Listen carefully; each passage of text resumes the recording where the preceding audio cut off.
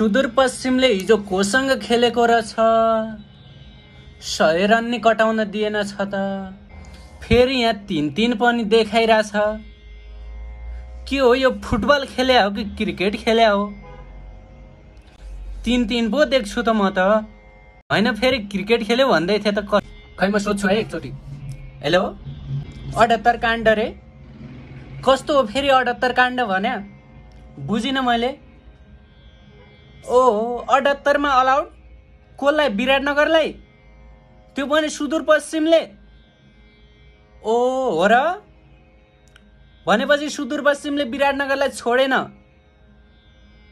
लौ, मैले पहिला नै भने थिएँ सुदूरपश्चिम सानोतिनो टिम होइन, बाघको टिम सामान्य नल्याउ भनिरहेको थिएँ। 78 मै पो रोकेछन्। ओहो, गाह्रो पो पारेछ त। भनेपछि त्यही भएर 78 काण्ड भनिरहेछन् यिनीहरूले। अनि विदेशी किङ? कुन विदेशी किङ रे? फेरि विदेशी किङ किन भनिरहेछन्? हो र? होइन, त्यो त सन्दीप लामिछानेको टिम हो नि त विराटनगर। किन विदेशी किङ भनिरहेछन्? ओ हो र? होइन होला, धेरै जस्तो विदेशी खेलाडीहरूले नै विराटनगरलाई जिताइरहेको छन्, त्यही भएर विदेशी किङ भनिरह होला नि त। हो र? होइन, त्यस्तो विदेशी किङ त नभनौँ, त्यसरी हेप्नु हुँदैन। विराटनगर नै अलि राम्रै खाले टिम हो। इन्टरनेसनल किङ सन्डेको टिम हो। होइन, त्यस्तो त भन्नुहुन्न। ए धेरै विदेशी खेलाडी भयो भने के छ, हाम्रो सन्दीप लामिछाने छ, त्यसरी नहेपौँ विराटनगरलाई। हो र? अनि के भएछ त हिजो त? अनि 78 मै अलाउट गरेछ त। के विदेशीहरू चलेनन् क्या हो? हो र? 78 काण्ड त्यही भएर भने हो र? ए मलाई त थाहा नै थिएन के हो 78 काण्ड किन भनिरहेछन् भनेर।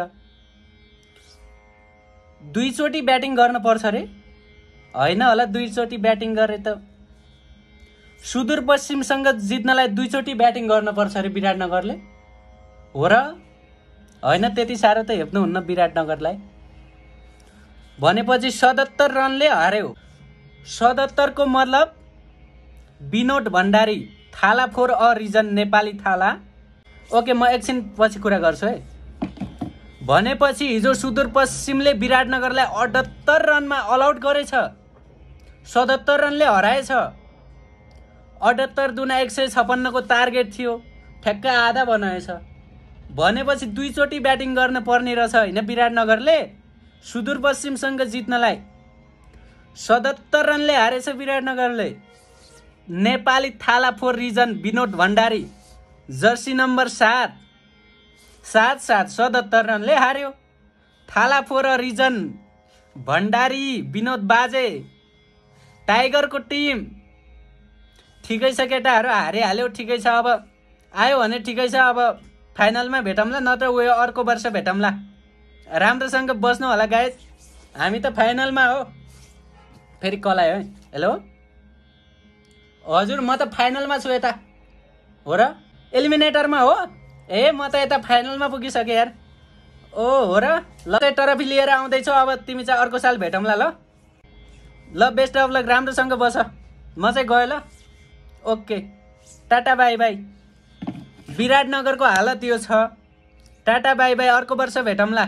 फाइनलिस्ट सुदूरपश्चिम, जय सुदूरपश्चिम। फाइनलमा र फेरि आयो भने त्यही पन्जाले पछार्ने हो, आएन भने ठिकै छ, अर्को वर्ष भेटौँला। Tata bye bye Biratnagar.